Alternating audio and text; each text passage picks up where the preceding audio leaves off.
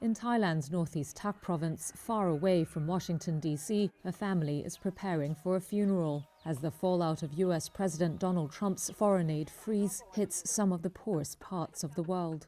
Burmese refugee Pe Kha Lau was in a hospital funded by the U.S. through the International Rescue Committee, or IRC, when it was ordered to close. Her family says the 71-year-old, who had lung problems, became short of breath after she was sent back to a refugee camp and died 4 days later. This is her son-in-law, Tin Win. My mother-in-law was not in a critical condition when she came home. I am sure nothing would have happened if she still had an oxygen tank. She died due to the lack of oxygen tanks in the camp. The IRC closed hospitals in several refugee camps in late January after receiving a stop work order from the U.S. State Department, according to residents and aid workers. They were serving tens of thousands of people who are unable to go back to conflict-ridden Myanmar.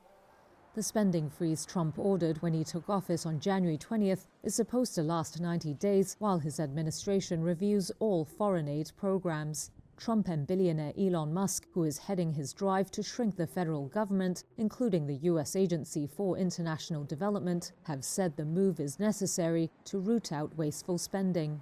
But its impact has rippled around the world, hitting those like Pe Kha Lau's daughter, who tells Reuters how much she misses her mother. I would take shelter in my mother's house sometimes after I fought with my husband, she said. As a daughter, I am so sad that I no longer have my mother around to scold me. The loss of U.S. foreign aid has left Thai authorities and refugee groups trying to fill the gap, as state-run hospitals like this one scramble to treat refugees in need. Local community leader Mong Ko says Thai officials have stepped in to provide support like oxygen tanks, though sources say there's not been enough.